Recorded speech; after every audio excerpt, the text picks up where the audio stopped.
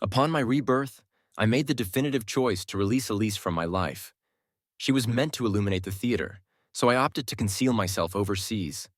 Elise had a fondness for the stage manager beside her, which led me to propose immediately that we dissolve our engagement.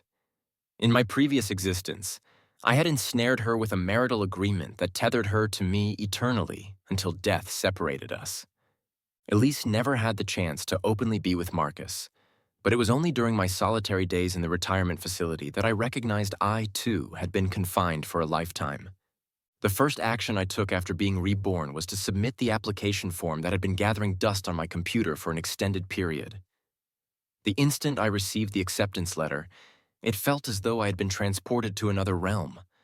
My advisor, who had consistently guided me, was delighted and remarked, "I always encouraged you to pursue a doctorate abroad.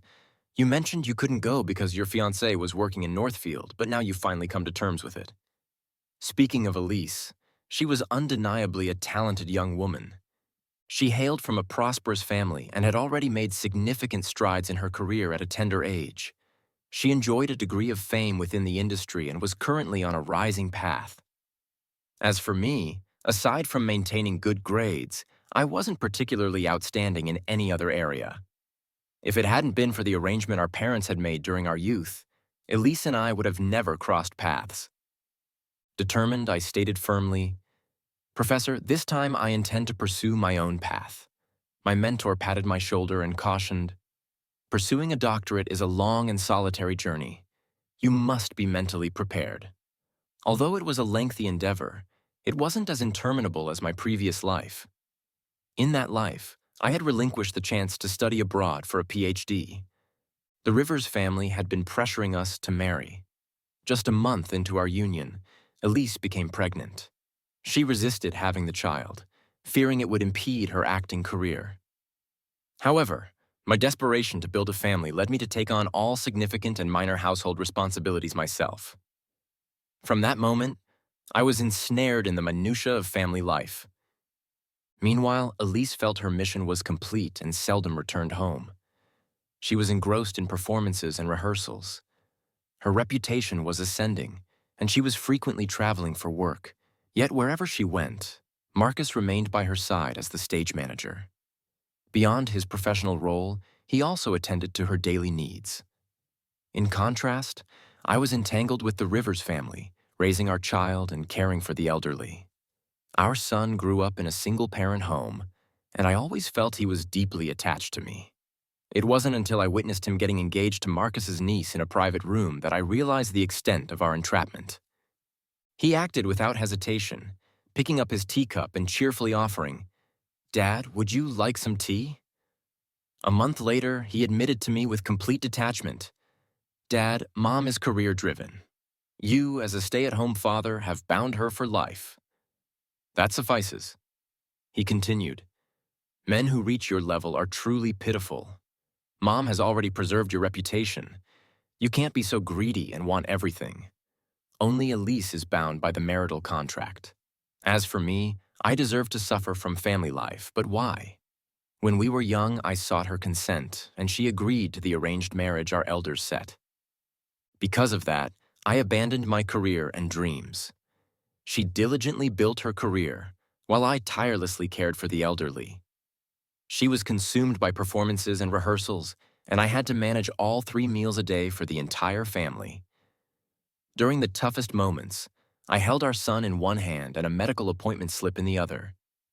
I was constantly on the move alone, scheduling doctor visits, purchasing medications, and handling payments for the elderly. By the time I reached 50, Elise's career was flourishing, and she was attaining great success. Meanwhile, my social circle was dwindling, and life had me firmly ensnared.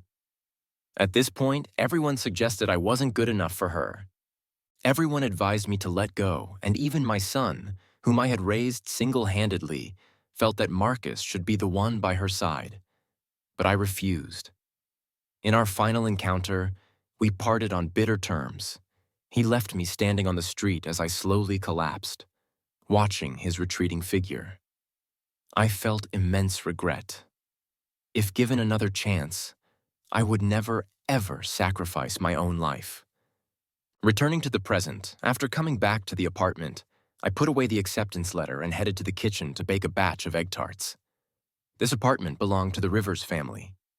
To accommodate my studies, Elise and I resided together here. I marked the calendar in the living room with a large red circle indicating that in 2 weeks, I could leave and pursue the life I had always desired. Just as I finished marking the date, Elise returned. When she opened the door, she was accompanied by 2 figures, a taller man and a younger girl, Marcus and his niece. Upon seeing me at the door, Marcus offered a seemingly cheerful smile. "Daniel, Elise has asked you to come upstairs and sit down. It might add a bit more to your troubles," he said. The little girl, a frequent visitor, sensed the sweet aroma in the air and eagerly ran into the kitchen, taking desserts from the tray herself. 6 egg tarts, 2 each, which they happily divided. However, there were none left for me. As I emerged from the kitchen, all 3 heads turned towards me, chatting and laughing. Upon tasting an egg tart, the trio simultaneously spat it out. "Uncle, it's so bitter." I remained still as Elise busily moved around the kitchen. At one moment, she was serving water, and the next, she was passing tea. Finally, Marcus forced a smile and left the room. The dimples that usually adorned his cheeks were absent this time. His words, however, remained forgiving and magnanimous. "Elise, Daniel's cooking could use some improvement. You two mustn't argue." Elise silently dismissed them from the room. When she returned, I turned around and brought out another tray of egg tarts. Elise hesitated before explaining, "Ava is my sister's orphan. Before she died, she repeatedly urged me to take good care of Marcus. I let the child taste your delicious desserts." I remained silent. She added dryly, "If it bothers you so much, I'll call them less often in the future." The next day, early in the morning, I began packing my luggage, preparing to move to City D in a couple of days. Since I had decided to end the engagement, I needed to communicate this clearly early on, out of respect and to prevent any future complications. While packing, I noticed a clay figurine. It was the one Elise had given me when I was a child. Back then, her words were resolute and her chubby hands were smeared with mud. "Daniel, Mom said you'll be my husband when you grow up, so this is for you." The doll ended up in my suitcase. No longer needed, neither the doll nor Elise. I stood up and drew a large cross on the calendar in the living room. 14 days remained until I would leave. That night, Elise returned very late. She glanced at the food on the table as if nothing was amiss. I ate before her arrival. A woman who takes food doesn't even bother to wipe her mouth. After the last incident, she knew Marcus's return would anger me, so she simply ate outside. Fortunately, I hadn't prepared a meal for her either. After dinner, back in the room, I began organizing documents, making final preparations before school. Elise silently appeared behind me. I closed the laptop with my hand. "What's wrong?" I asked. She was silent for a moment before saying, "The wedding planners and hotel staff have contacted me. Can we set the date on September 1st? What a perfect date choice, coinciding with my first day of school." I looked directly at Elise, and 3 seconds later, she silently averted her gaze. In my previous life, she managed the matters between Marcus and me as if handling business affairs, dating, marriage, having children, and supporting the family. From an outsider's perspective, she excelled in everything, but only I could perceive her aloofness and coldness. It wasn't until before her death that I realized, belatedly, she had probably been dissatisfied with the marriage from the start. In the end, only I withered away in this union. So I asked her, "Elise, have you made up your mind?" She was taken aback, not expecting me to ask in such a manner. Then I heard the exact same response as in my previous life. She said, "Daniel, you are the only husband I recognize." This time, I didn't hesitate. Marriage is a significant matter. We need to discuss it with our parents. The date isn't urgent. Let's wait a bit longer. She seemed relieved and smiled, changing the subject. "Still studying English literature so late? Don't get too tired. That was my enrollment assignment. In this life, I want to choose the path I didn't before. I want to see how exciting Daniel can live without Elise. On the third day, Elise woke up early. When I got up, there was a bowl of crab roe buns from breakfast on the table. They were my favorite. It was rare for her to try to please me, so I patiently awaited her next move. Sure enough, Elise hesitated before speaking. Daniel, I can't accompany you to your parents' house this time. Ava is sick, and Marcus can't manage on his own. Only then did I start eating. I hadn't yet figured out an excuse to prevent her from coming with me. Now it was perfect. A win-win situation for both of us. Seeing me nod in agreement, Elise hurriedly left the house. I glanced at the calendar on the wall. There were 13 days left. Today was the day to call off the engagement. The Rivers family had been kind to me, but ending the engagement wasn't difficult. I simply needed to tell them that Elise had a promising future and was about to achieve great heights. As for her and me, we were no longer compatible. The living room of the Rivers household was silent and oppressive. I sat aside, quietly twirling the teacup in my hand. It was a mess. Elise opened her mouth several times but ultimately swallowed her words.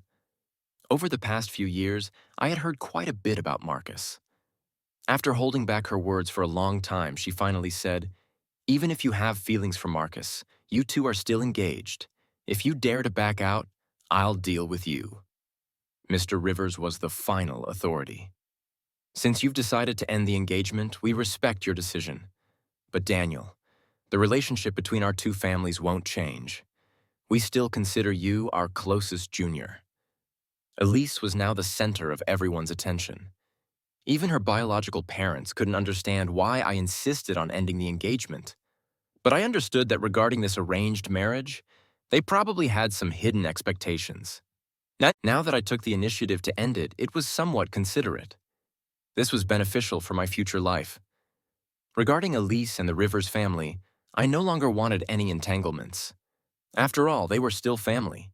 Engagement terminated to prevent any complications. I lied to them, saying that Elise was too busy and had asked me to return alone.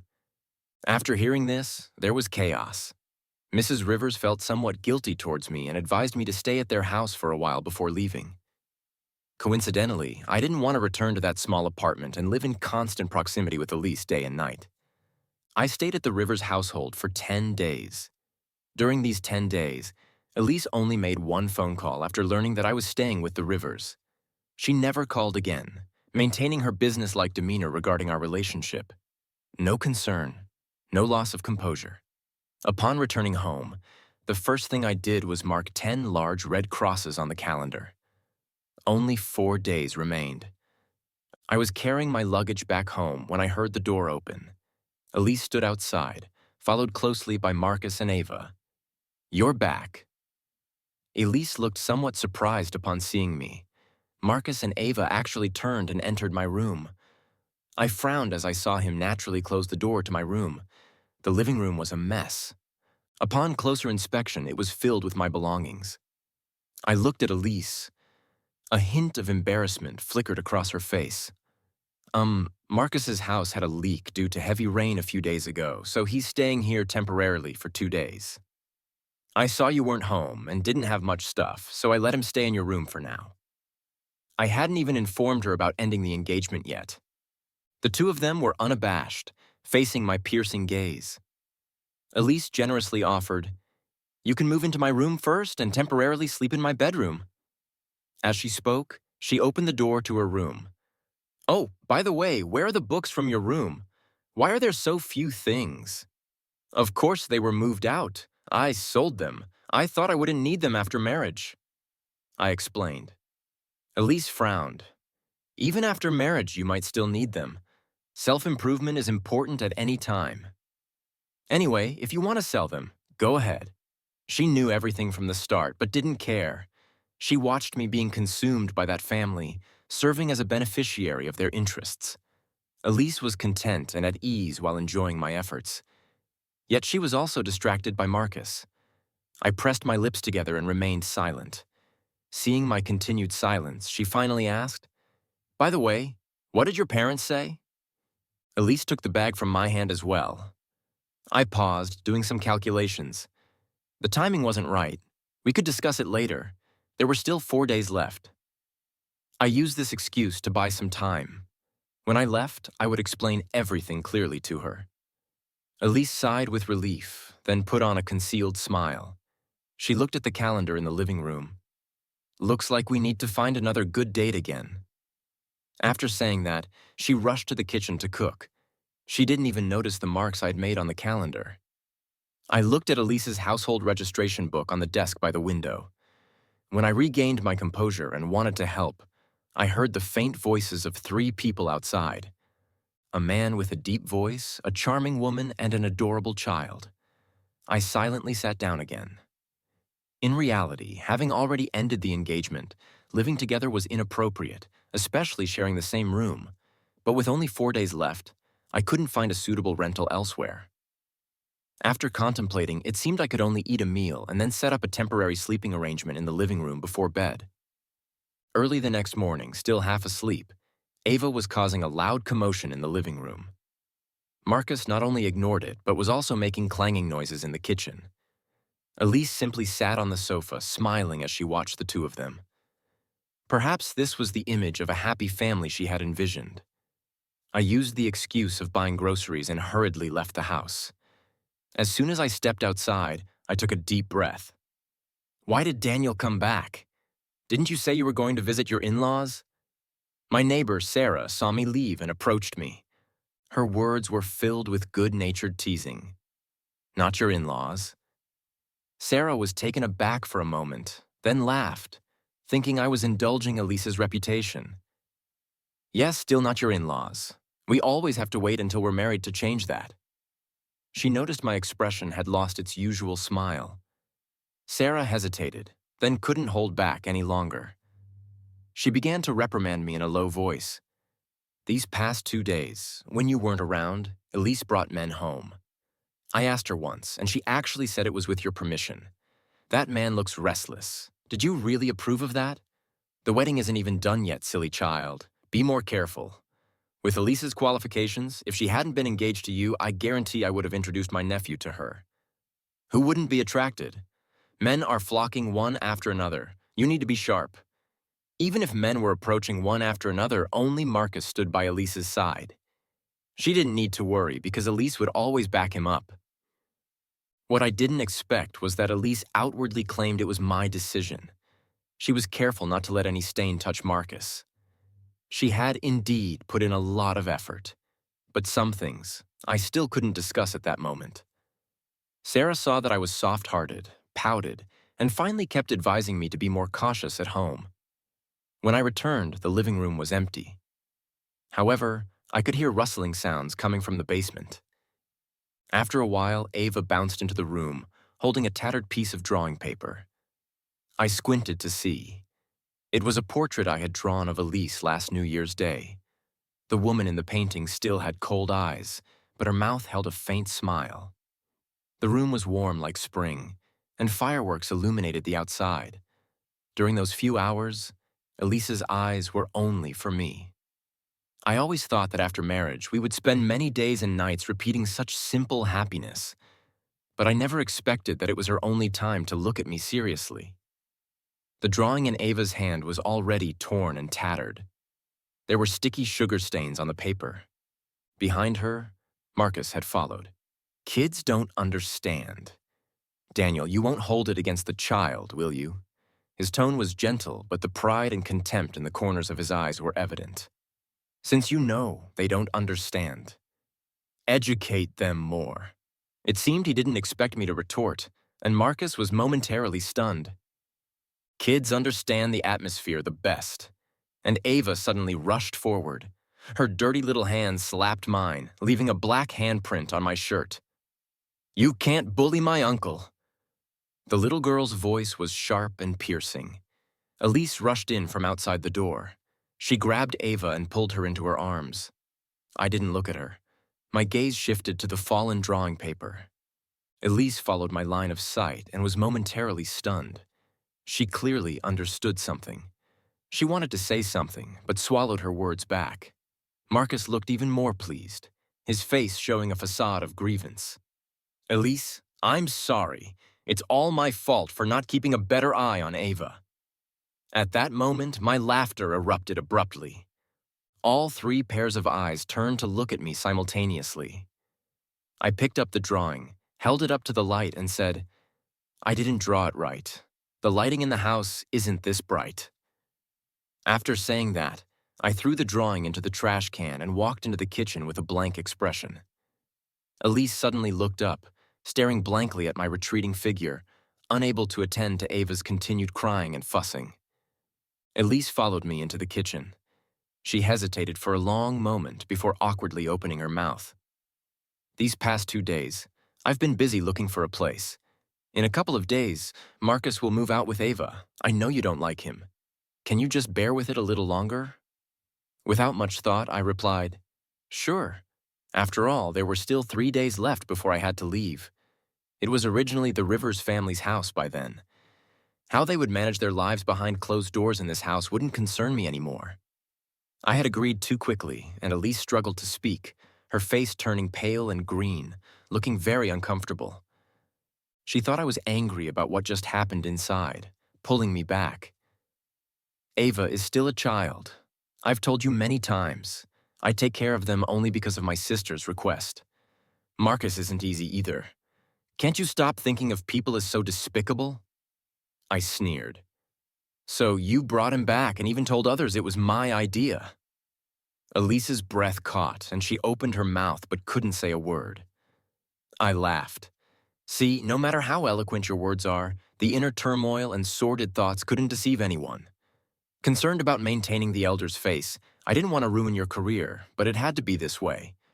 Early the next morning, I woke up early, still disturbed by Ava's loud commotion from the previous day. There must still be some of my belongings in the basement of the house. Taking advantage of the fact that they hadn't woken up yet, I went down to the basement to pack my things. Having lived in this house for several years, even with over a dozen days of preparation, I still had many items left behind. I packed meticulously. For the rest of my life in this incarnation, I no longer wanted any connection with Elise. Since I had decided to leave, I wanted to depart completely. Finally, I organized everything into 3 large bags. As soon as I opened the door, I saw that Elise had already prepared breakfast. Seeing the items I was holding, Elise was stunned. "Where are you taking those things?" My tone was indifferent. "Throwing them away. There are too many useless items." Elise glanced at them and then looked away, turning to knock on the door of the room next door. "Marcus, take Ava and get up. Breakfast is ready on the dining table." As soon as Ava saw me, she snorted and moved her breakfast closer to herself and Marcus. Elise brought out a fried egg and smiled at me. "You're up, come here. I made a fried egg for you." Turning her head to see the items in front of Ava and Marcus, she awkwardly smiled.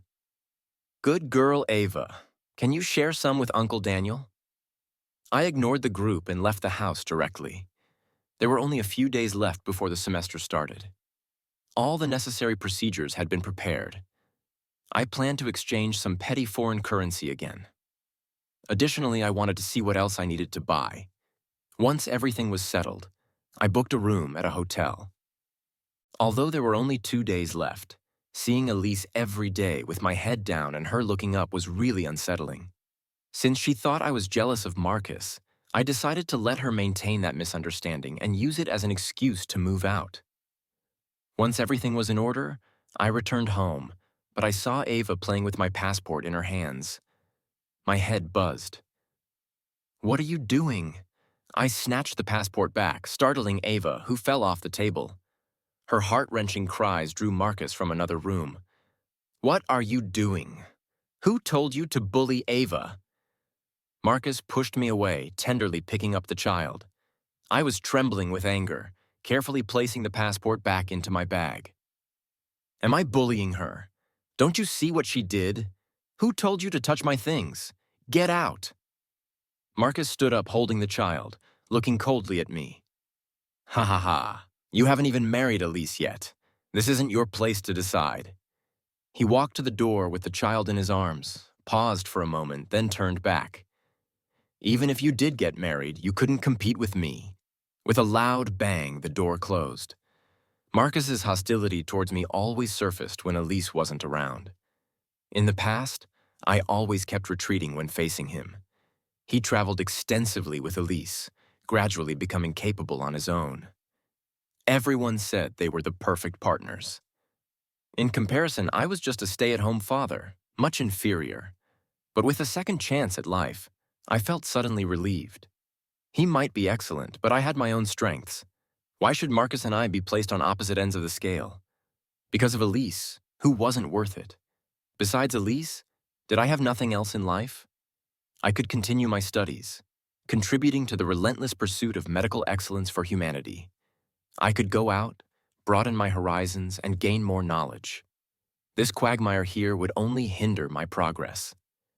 As for Marcus, when I first returned, I had considered taking revenge on him in my past life because he had made my marriage nominally exist. I thought about causing trouble at their theater or exposing him online. But what good would it do? As long as Elise wanted, she had 100 ways to continue taking care of Marcus. Moreover, if Elise wasn't interested, even if Marcus stood before her naked, she wouldn't give him a glance. Why bother? It was just a misguided love. I didn't want to waste my life dealing with it anymore. So I spoke firmly to Marcus. Listen, no matter what your relationship with Elise is, whether you admit it or not, it has nothing to do with me anymore. I'm not going to marry her if you understand what I'm saying. You should focus more on Elise instead of provoking me. Otherwise, I might change my mind at any time. Marcus was stunned.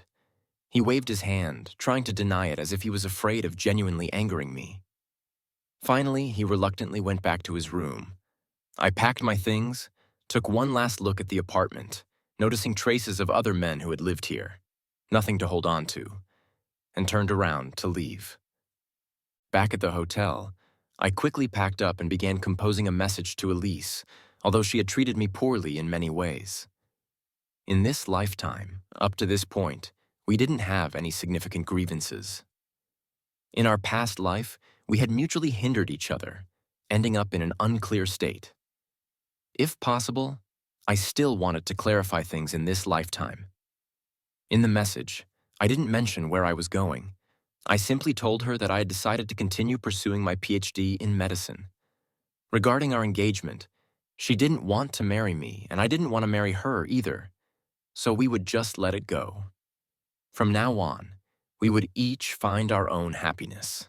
Before I could send the message, there was a knock on the door. I opened it to find Elise standing outside. She looked out of breath, as if she had been running for a long time. "Why are you here?" She gasped a few breaths. "I finally found you. I'm glad you're okay." "I'm glad you're okay." I remained silent, thinking she was about to accuse me again. "All right, don't be angry. Come back with me." Elise squeezed in, trying to help me pack.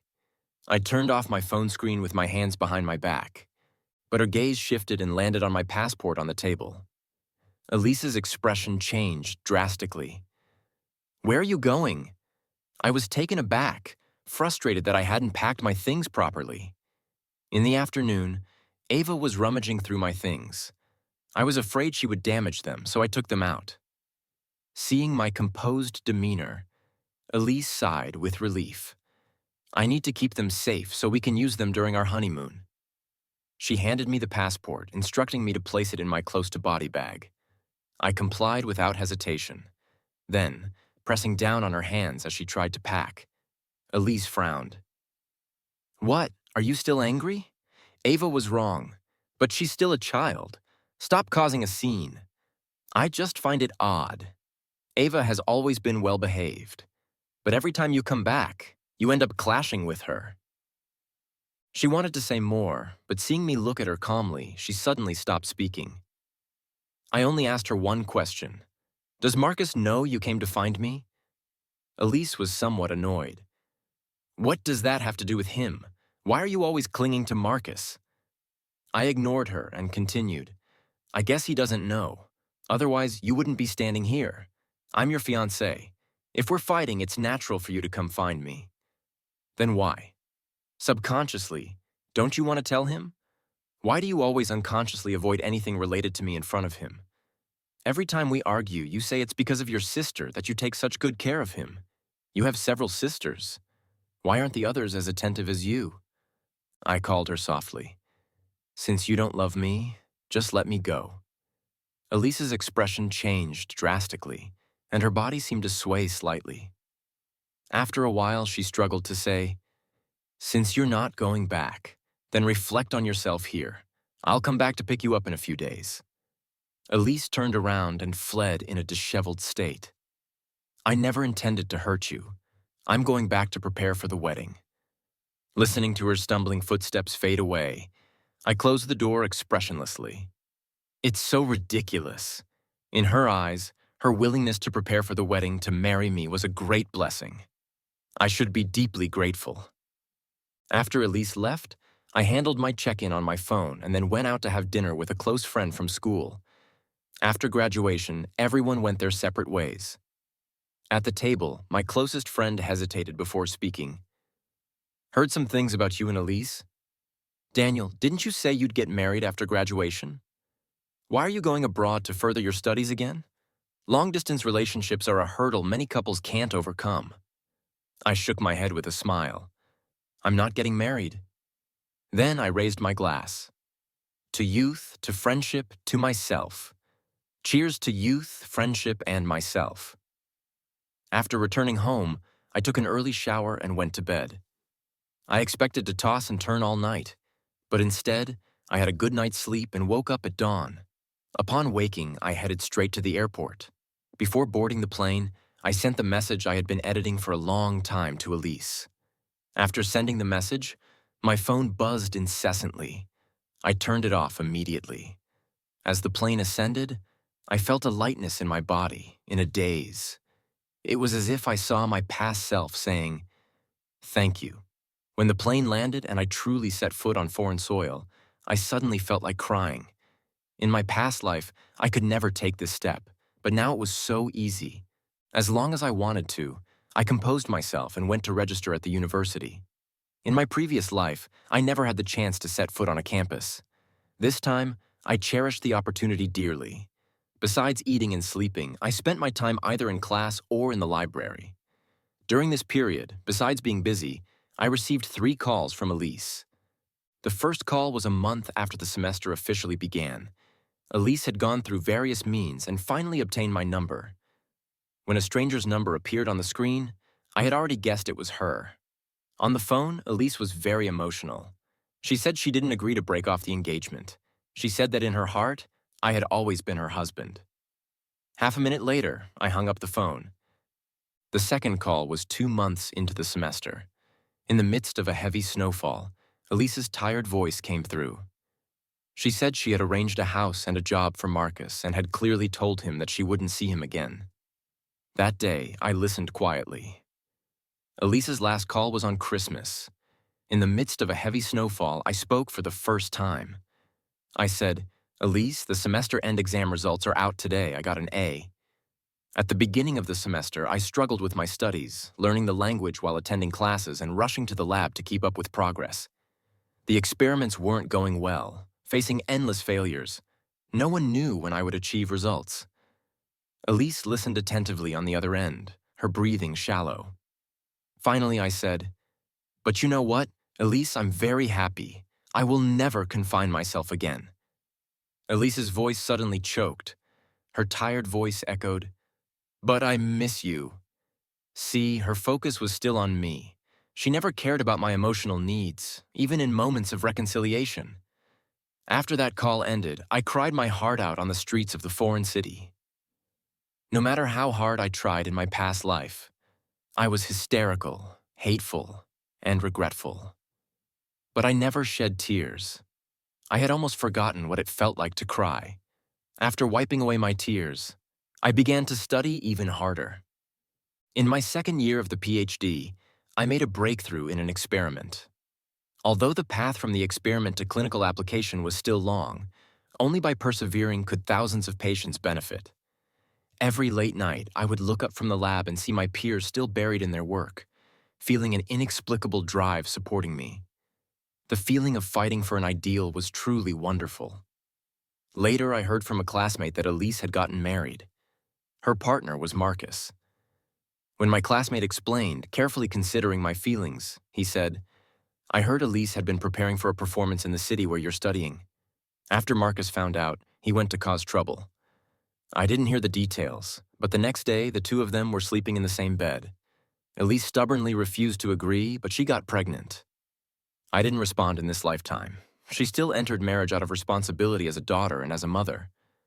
But she never took on the responsibility of being a wife." At the end of the conversation, my classmates said, "When you went to school, I thought leaving Elise was your loss. Now I realize men living their own lives truly shine. Daniel, you're something we all admire now." 7 years later, I graduated with my PhD, returning to my homeland with a heap of research achievements. The rest of my life was filled with good times.